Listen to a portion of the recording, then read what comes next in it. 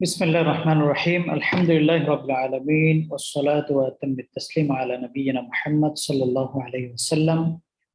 Wa ala alihi wa sahbihi ajma'in wa tabi'ina lahum bi ihsanin ila yawmiddin. Distinguished guests, my brothers and sisters, ladies and gentlemen, welcome back to our weekly lecture entitled Islamic Finance Version 2, Regulating the Sustainable ESG and Tech-Driven Islamic Finance. And the lecture will be conducted by Mr. Mughees Shaukat, who is an expert, international specialist in Islamic finance. So on behalf of Islamic Economics Association, Kuwait University, we'd like to welcome all the participants to our regular activities, events, lectures, and activities which usually cover a wide range of areas, fields, aspects of Islamic banking and finance. And we are trying to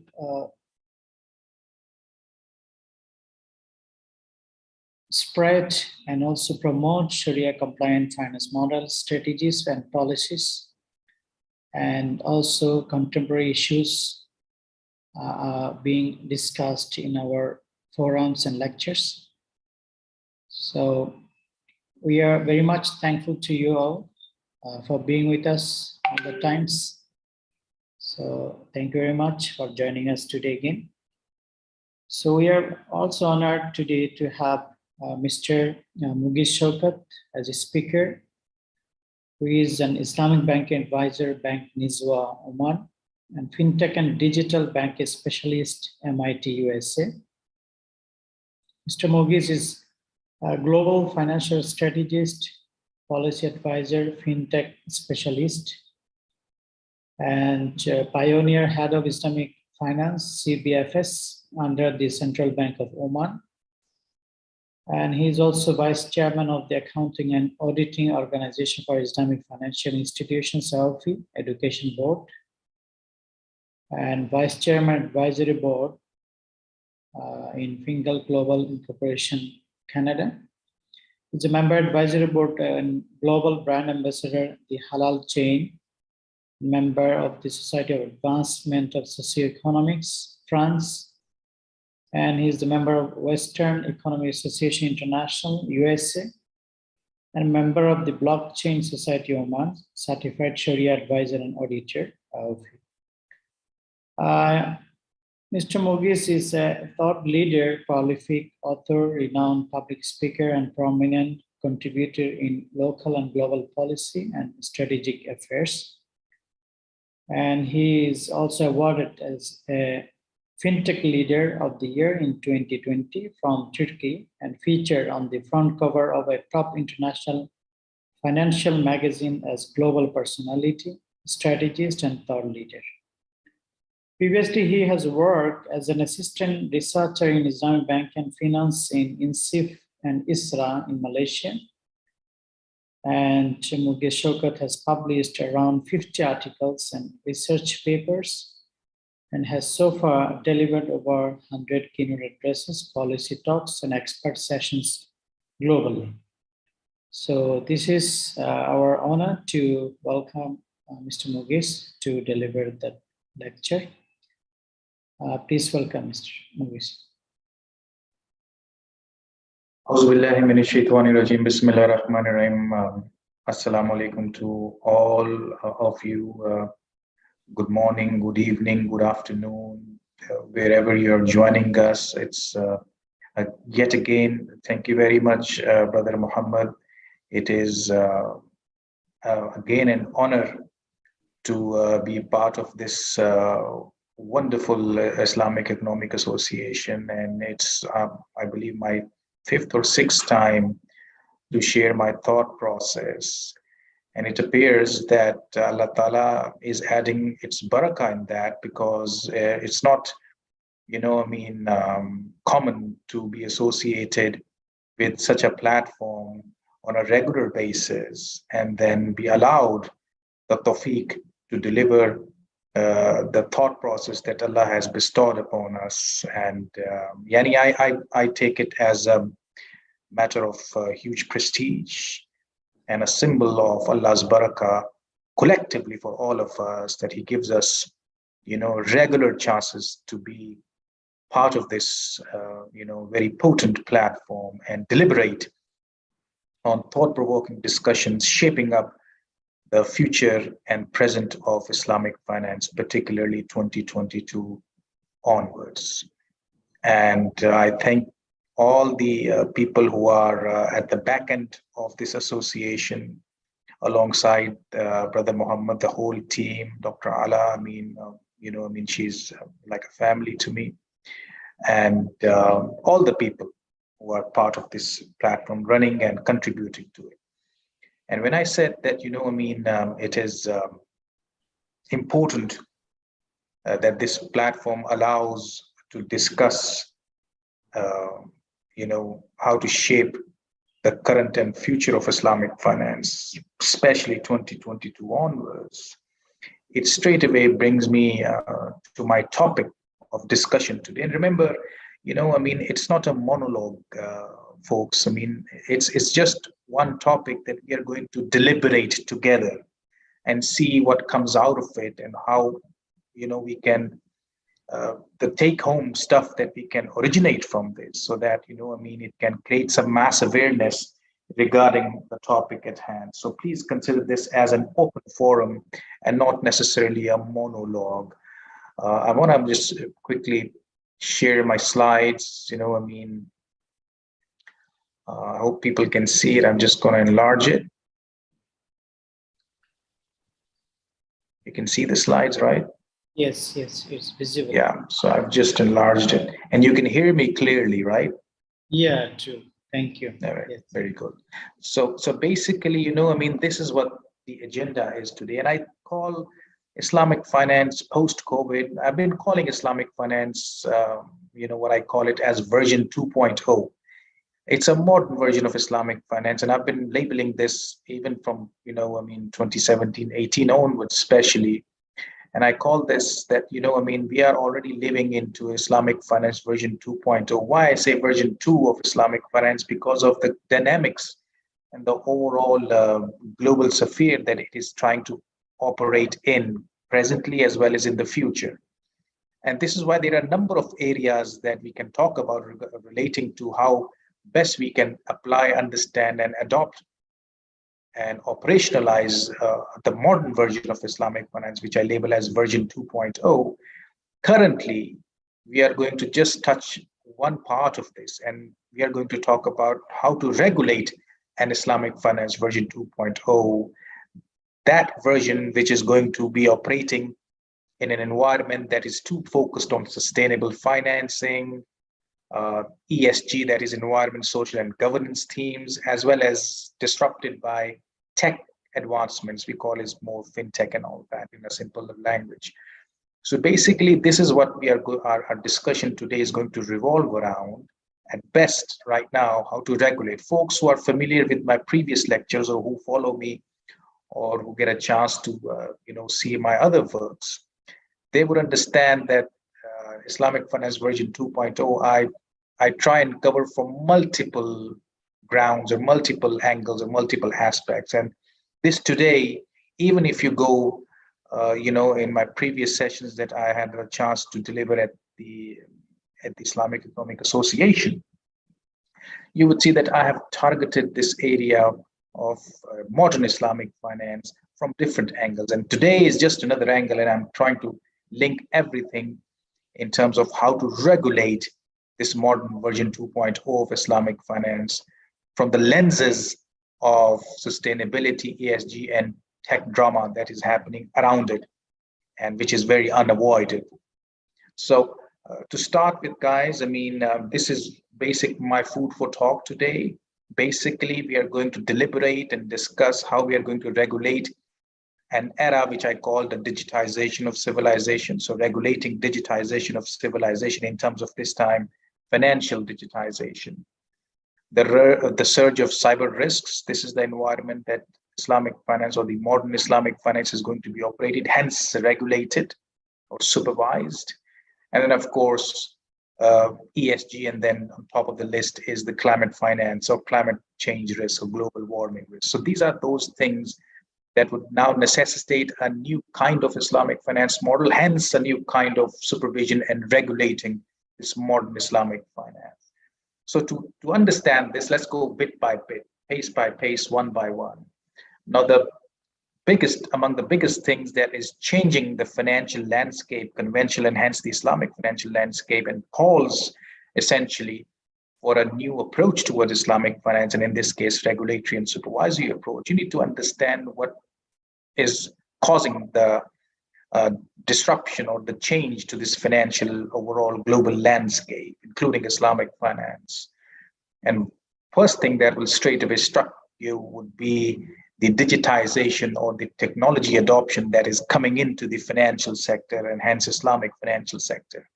And if you do not understand anything, in this case, technology adoption from its ecosystem perspectives, you'll always be at a huge miss. And this is why when you want to talk or understand or maneuver in Islamic finance or regulate or supervise in Islamic finance, modern version 2.0, you need to understand what are the disruptive features that is causing this massive landscape change. And one of them is tech disruption, and then understand tech disruption or fintech as we simply call it. There's so many other names, but let's say for the sake of simplicity, call it fintech or keep on calling it fintech from its ecosystem perspective. The moment you understand this slide, the moment you understand and grasp and approach this disruption mechanism that is, calling Islamic finance to change its operations, then you will understand how best to then align my regulatory and supervisory approach, because ecosystem understanding of any discipline is so crucial. One of the troubles or perception troubles that Islamic finance continue to face, or understanding of Islamic finance, people still are found saying that it's very similar to conventional finance. It's just, it's just copy paste and, it's not pure Islamic finance. Whereas this argument has some weight, but one of the things that we have as an Islamic finance community failed to neutralize this perception or this argument, which is quite right in one way or the other, is the fact that we never ever have had a chance to or tried to perhaps formally explain, understand to the end users the overall ecosystem understanding or dynamics of Islamic finance. And this is what my worry is, that now when the modern Islamic finance is fast coming, or it's already operational, if not, half operational, we need to now understand or heighten our understanding or intelligentsia regarding these disruption mechanics, one of them being technology disruption. Disruption mechanics has to be understood from its ecosystem perspective. Only then, so it's Islamic finance ecosystem understanding, and now on top of it, the disruption mechanics ecosystem understanding, in this case, tech disruption. Only then you'll be able to align your policy making, your strategy, your operation, your products, your customer service, your overall governance, Sharia mechanics, and even regulation and supervision accordingly. If not, then you'll be at a constant miss, and it's like a catch-up game or a greasy pole action where you're always trying to correct your own self internally and externally, imploding and exploding at the same time, given any test that has happened, in this case, the COVID test that was happened to the financial sector. And this is why more so for Islamic finance, because whatever fintech or technology disruption that has made fintech very famous, the modes that these, fintech disruption or solutions that have used are essentially Islamic finance mode. I call fintech, AKA risk sharing Islamic finance, because all that fintech has done, be it crowdfunding, angel investing or P2P lending. They have just used nothing but Mudaraba and Musharaka schemes through technology, thereby reducing transaction cost and removing the middle parties and connecting deficit and surplus unit together. This is classic Silicon Valley, which has been doing this since over 3-4 decades. So all of these, be it Silicon Valley or this fintech disruption, they're all AKA, also known as classic risk-sharing Islamic finance, because of the usage of Mudaraba and Musharaka financial mode that are Islamic financial mode. And this is why it becomes much, much, much more important and much more relevant to Islamic finance because of this similarity of model similarity, as a matter of fact, or modus operandi similarity, or contractual mechanics similarity, is that we have to understand that fintech is more related to Islamic finance.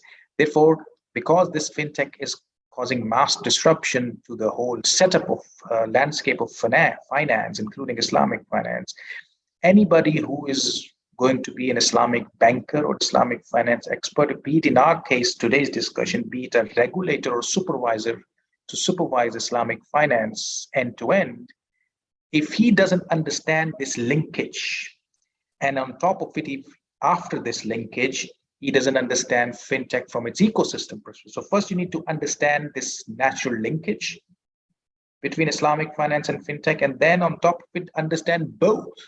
First Islamic finance and then fintech from its ecosystem perspectives. Only then you will be able to decode what I called this semblance of Islamic finance and fintech disruption. And then you will understand, well, where is this disruption trying to enter my system? Be it through my business, through my operational, or from my customers' experience. Once you have this clarity, then you will attune your regulation and supervision or other processes too, or even Sharia governance from an angle, okay, if this is entering from business, operation, and customer model, then I'll align so it means your regulation and your supervision will be business model oriented. You see, you have to understand that a modern Islamic finance, which is being bombarded by fintech revolution or technology adoption, wantedly or unwantedly, avoidably or unavoidably, in this case unavoidably because it's not avoidable anymore. You have to understand that how am I going to then regulate? So you have to understand where is it trying to enter. So if you understand that it is trying to enter my system from the business model, then your approach of regulatory and supervision should only be focused on business model orientations, not the operational or not the customer. Regulating fintech-driven financial system or banking is not like normal regulation or supervision that you've been doing traditionally. Traditionally, you create mass regulation and you start applying to the bank. You create a full-fledged regulatory framework and ask the bank or any financial entity to follow the whole framework. That's traditional approach. But when it comes to tech-driven finance, you cannot follow this traditional approach because you need to understand what is the activity that is being disrupted by technology. It may not be the full bank that is being disrupted. It could be one activity, one operation, one business model, one customer experience that is asking you to only disrupt or technologize or digitize that model, that business operation, that customer experience, not necessarily the full bank. So this is why your regulation or supervision has to be more activity oriented than entity oriented. You have to do activity-based regulation based on from which channel it is trying to enter, rather than the traditional approach, you regulate an entity, you regulate a full institution or a full discipline. This is not going to work here because it's so multidimensional. It's so innovation versus renovation. Data is happening, dematerialization is happening, monetization and decentralization is happening. Folks who need to know about these terminologies more, if Brother Mohammed can share my previous lecture, or maybe my previous lecture where I described all of this in detail, that would really help. So what you need to understand, because technology is so fast moving and so fast disrupting, and it disrupts from multiple angles or multiple channels. So you need to be very focused on understanding where it is trying to enter at the same time, and then regulate that activity from that entry point. If it's a business entry point, then regulate that activity of business, then operations, then customer, or simultaneously too. Do not want us. This is the first thing that regulator or supervisors has to understand. You're going to regulate a completely new kind of financial landscape, hence financial operations or financial demands or financial nitty-gritties. You're going to supervise technology-driven Islamic finance or finance, generally speaking. Your regulation has to change. You need to understand the disciplines from ecosystem perspective. You need to understand what are their entry points. You need to understand what is causing innovation versus renovation, because the moment you understand that, then you remember, role over here would be to regulate or supervise activities, not entities like you traditionally do. And then once you have clarified that, then you have to ask yourself, is this activity entering from business, operational, customer, wherever it's entering from, is it trying to cause digitization or tech disruption or enhancement from an innovation perspective or a renovation perspective? This is your third base of understanding. First is the ecosystem, second is the entry point, and third, once you understand the activity of the entry point, then you understand the activity from the innovation angle or the renovation angle. If the activity that you're now trying to regulate, remember, not an entity, but an activity that you're trying to regulate is an innovation prone or oriented activity that is going to cause an innovation in the system, then you have to regulate it from an innovation perspective. But if you realize that this activity disruption is going to cause a renovation and not total innovation. Renovation is like, for example, giving a Wi-Fi feature to a debit or credit card. That's renovation. That's not necessarily innovation. Innovation is end-to-end. It has to either give birth to big data that never existed and gave you an edge over customer or competitors. It either dematerialized one of your operations, business, or customer experience. It caused demonetization, for example, digital currency, crypto, and all that, or it decentralized your system, like in what happens in blockchain. So if these 3 or 4 or any of these 4 items is being addressed, then you are causing innovation, and then you have to regulate that activity that is causing innovation or renovation. So this is what I mean by how this transformed landscape will call for transformed approach of regulation and supervision of this version 2 of Islamic finance. And remember, this version 2, while technology is causing a bliss, it's giving you advantages, smart, and you understand it very much. And now you're clear that I have to regulate it activity-based rather than entity-based, traditional approach, and innovation, renovation approach, etc., that I've explained. Then you end up, the work is not finished. It's just started, because next thing you face is cybersecurity risk. Now, this is where the whole regulation and prudential mechanisms and supervision becomes much more serious, even more, because regulating and supervising cybersecurity risks is a tough nut to crack, because regulators are unaware of this even more. So you need to create a regulation or supervision that sort of proactively makes the financial system avoid going into a danger of cybersecurity while becoming digitized. You see the trick over here? So as a supervisor or as a regulator, your job is so proactive and so preemptive that you have to stop a financial system while allowing it to go crazy on digitization and technologization.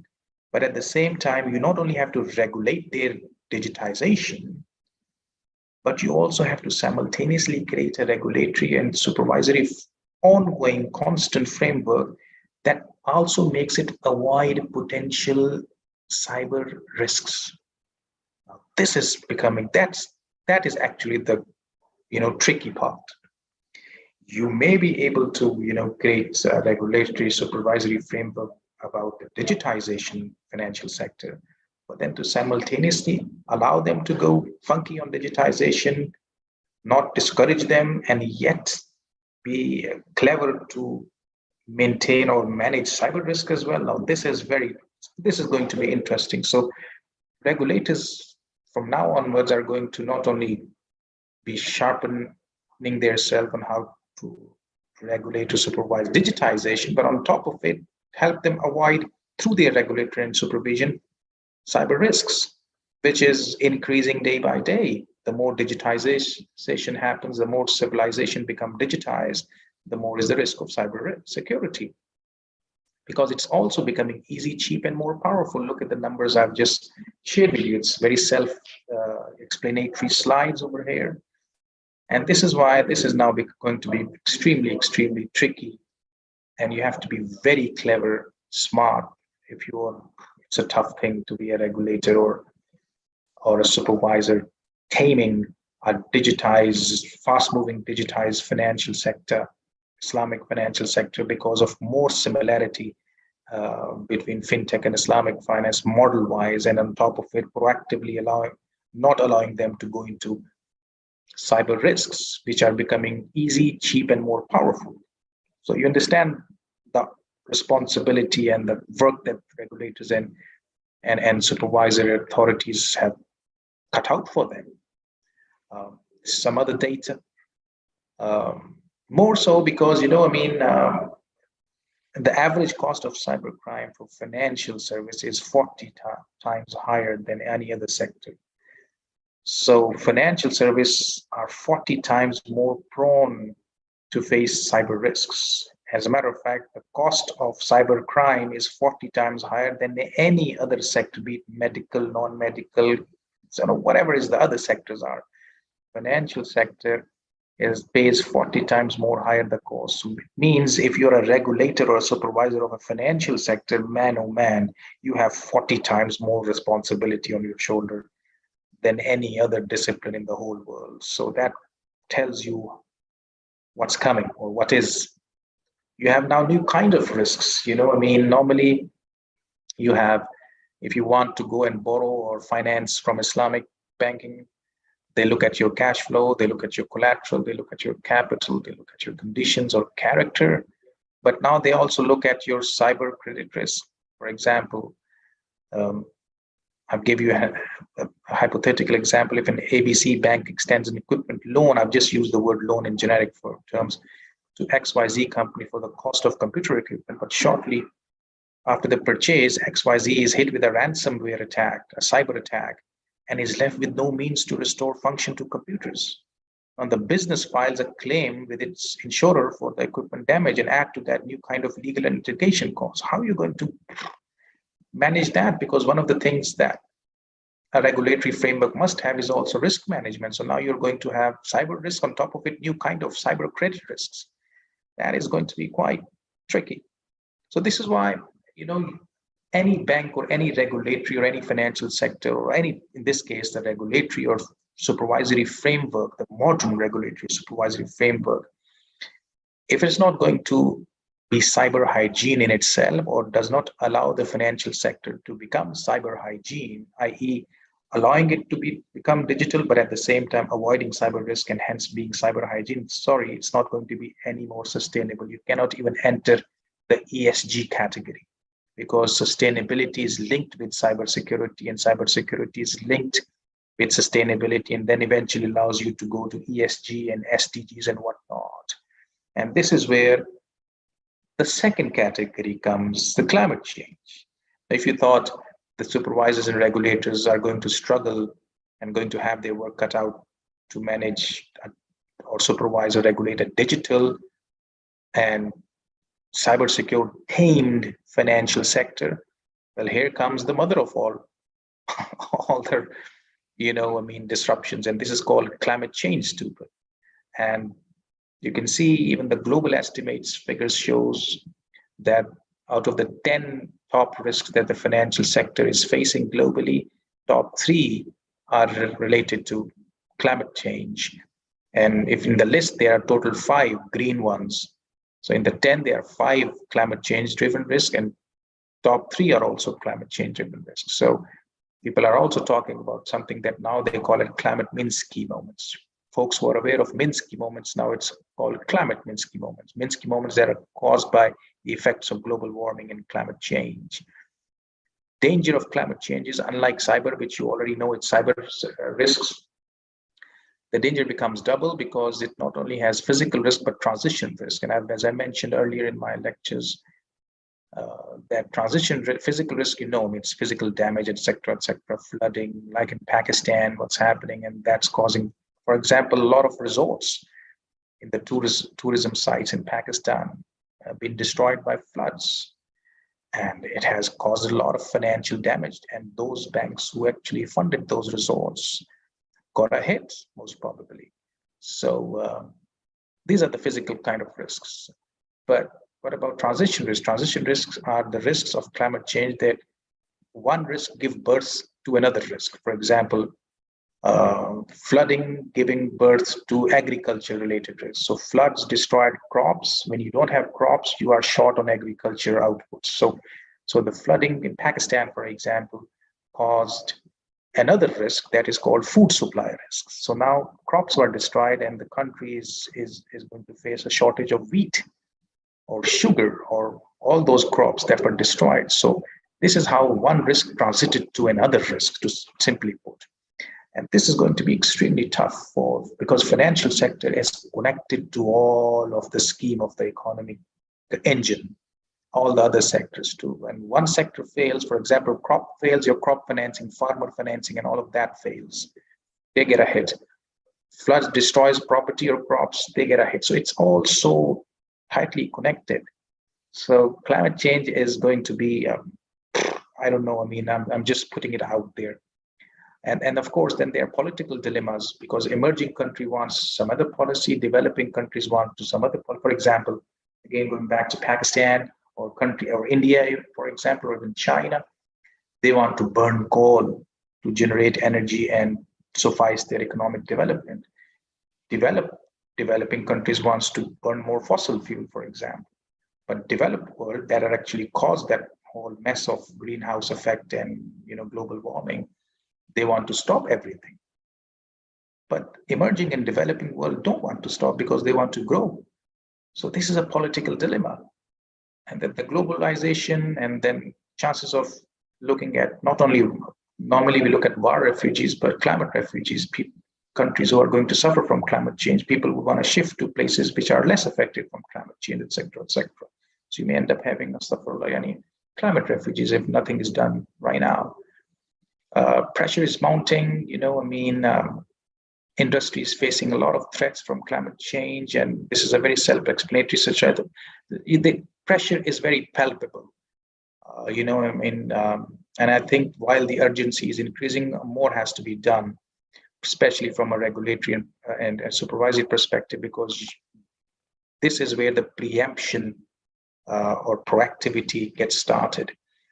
Islamic finance, again, like the similarity or natural similarity with fintech, Islamic finance has a huge natural similarity with, green finance, or being green, or being climate friendly, or environment friendly, or ESG friendly, as we call it, because it's already green in nature. Islam as a deen, as a religion, is very pro-climate, pro-environment, pro-planet Earth, pro-ESG, pro-SDGs. As a matter of fact, when you talk about SDGs or ESG, I call them a downscaled version of halal economy or halal behavior or Islamic economic system. There is not a single initiative or product that over the last 40 years, rejuvenation of Islamic finance, that Islamic banks or Sukuk or other sectors of Islamic finance have entered and they have destroyed environment, or they have caused environmental damage, or they were not green. Islamic finance is already green. There is ayat of Quran I've mentioned that support Islam's fitrah towards how green and how environment friendly it is. There is ahadith, number of them, which allows people to be environment and plants and planet Earth conscious or nature conscious. So it's such a natural lean towards being pro-green or pro-climate. So again, this is like what with fintech, this is again a natural semblance to Islamic finance being so green and climate friendly environment, ESG friendly. As a matter of fact, not many people know, but it was in 2015 where the OIC countries gathered together, and they actually were the first to come up with that Islamic climate change declaration, where they actually tried to make the world aware of the role they have to play to protect the climate and what Islamic finance has to offer. So it was the first ever 2015 declaration was done by Islamic climate. Then actually it paved the way for Paris Accord and Kyoto protocols, and you have whatnot, even COP26, COP27, and such discussions and all that. So this awareness was initially brought into mainstream. Among them was the Islamic Climate Change Declaration in Jeddah, I'm thinking, by the OIC countries. And then, of course, why I built this case, because now when you look at the traditional bank balance sheet of Islamic or structure of Islamic bank versus traditional bank, if you look at the bottom line, this one, cost of funds in Islamic is variable because it has mudarabas and musharakas and waqala and other stuff. So risk sharing versus cost of funds is fixed. It's loan or interest. Interest is fixed on top of it being guaranteed. Fixity is not an issue, but then fixity becomes guaranteed because, a mess. So if this is the balance sheet, and this is the sort of dangers or variable environment that you're going to produce, because variations are going to be caused by climate change, cybersecurity is also going to cause variations. Then if you have a fixed return model, you'll be at a huge danger of collapse. Whereas if you have a variable structure of your banking or financial system, your returns or your operations can vary according to the situation, if it's caused by climate or cybersecurity risk. So this is why, because of the natural semblance and because of the structure of Islamic banking into financial intermediation, regulating an Islamic or supervising an Islamic financial system, which I call a modern Islamic financial system, should be relatively easier as compared to a traditional bank, conventional bank model. So it's not only the natural semblance, but it's also the model that allows us to be relatively at ease to craft proper proactive regulatory and supervisory framework. And this is the stakeholders in Islamic finance, investors, creditors, regulators, central banks, for example, Sharia supervisory boards that is not there in conventional customers, standard setting bodies like the IFSBs and IAAOFIs and all that. They have a massive, and governments too, role to play. For example, when you talk about governments, New Zealand, for example, is among the first countries, if not the first country, to craft a proper legislation from the parliament, or Majlis Shura as they call it. In our part of the world, they now have a full legislation that makes it mandatory for financial sector to make sure that whatever they are going to do, model-wise, business-wise, products-wise, service-wise, operation-wise, they give lazim necessary disclosures to tell people how it is going to tame climate risks, how it is going to adjust itself, what is the risk ratio, how it's going to manage it, and how it's going to take the measures to make sure that those risks are managed or well taken care or are absorbed or are considered already. So it's now legislative mandatory stuff for any bank that you operate in New Zealand who's going to give these disclosures. Very proactive country, and standard setting bodies should be equally proactive, and other governments too. One of the ways perhaps to understand as a regulator or a supervisor, very simply, you need to understand the cyber risk exposure when it comes to cyber risk regulation or, digitization risks that are taken. You need to understand the overall threat level it can cause, the technology dependence that you're causing the financial sector to be in. Then ask them or regulate or give framework how they can be cybersecurity prepared. What could be the shock resilience and systemic cyber risk score? This is the sort of regulatory framework that should allow the financial sector to get themselves equipped with. And there's a massive upside as well. I don't want to go into that, but for climate change, for example, I gave you a New Zealand example. There are two ways that you can craft a proper regulation or supervision is by relying on mitigation and adaptation techniques. Now, mitigation means when you want to mitigate climate risk. And adaptation means when you cannot solve it, you adapt with it. So this is the sort of things that you need to understand when you're regulating, that there's some risk that you want to mitigate, but there's some risk that you want to adapt with. So again, you have to consider all the what ifs and stress testing if you want to craft a new modern regulatory financial supervisory framework, incorporate borrower risk assessments, new kind with cyber and climate risks embedded, build it into strategic planning, ask the institutions that make it mandatory for them, and expand governance efforts. And most importantly, consistent capacity building among all the stakeholders from bottom up. And awareness efforts among all stakeholders end to end is going to be very, very crucial moving forward. And this is why, the crux of regulating Islamic finance version 2 and the way forward would be if regulators are aware that they are now going to operate an Islamic halal financial system, which is called as version 2, Leish version 2, because it is going to be oriented with technology, sustainability, post-COVID new normal world, which is multipolar and climate change prone. So if you have all of these main areas captured, understood them in an ecosystem end-to-end manner, understood the risks associated with them, only then you'll be able to prepare a regulatory and supervisory framework that will assist and complement, as a matter of fact, catalyze the modern trajectory of this version 2.0 of Islamic finance and the potentials and the gains attached to be materialized. I thank you very much for listening to me, and I'm happy to answer any questions whatsoever. Thank you very much, Mr. Mughees, for this timely, wonderful lecture.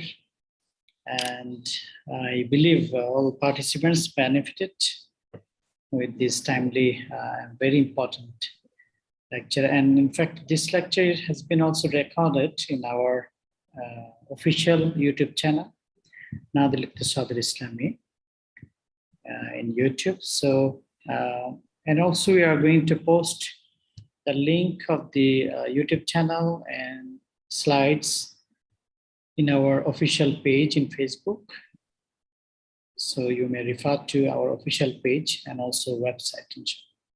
Thank you so much. So we open now floor for any question or comment from the participants. So you may raise your hand or you may write in the question box. If there is any question or comment from the online guest.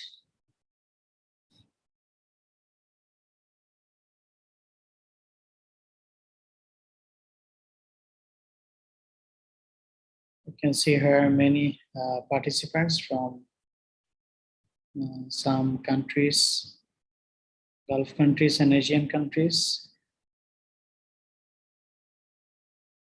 So if you have any question, please. I'm glad no questions. Either they understood it all or they didn't understand a thing. So it has to be one of them. I believe they understood because it's very clear explanation by your son, mashallah. And very important and timely lecture. So I believe all of them benefited and understood.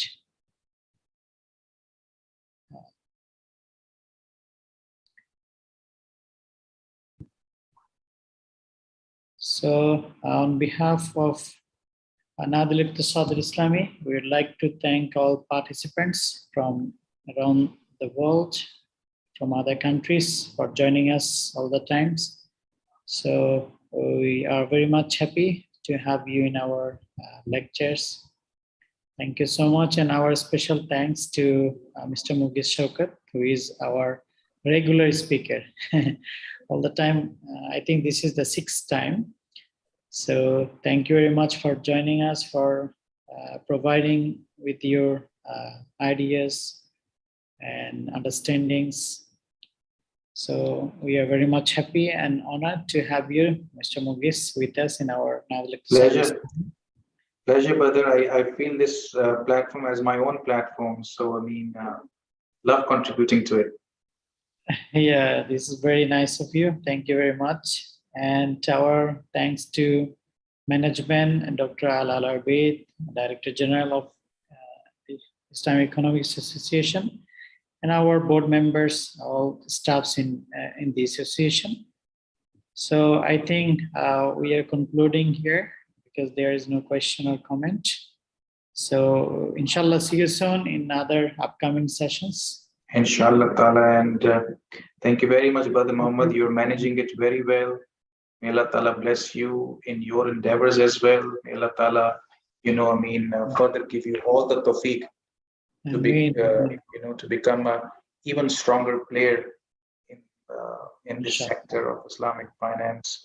And we are all in it together. We are all like a family, and we complement each another. We learn from each another. And as the hadith of the Prophet, peace be upon him, says that when Muslims, they join together, they become a strong wall. So it's like 1 + 1 = 11 in this case. So inshallah ta'ala, I wish the platform always all the best, and always happy to be a part of it and share my thought process, inshallah. So may Allah keep giving us this tawfiq and keep giving us his barakah, inshallah. Ameen. Barakallahu feek. Jazakumullah khairan. Subhanakallahumma bihamdik. Ashhadu an la ilaha illa anta astaghfiruka wa atubu ilayk. Assalamu alaikum wa rahmatullahi wa barakatuh. Shukran, my brother. Take care, all of you. Assalamu alaikum. Assalamu alaikum.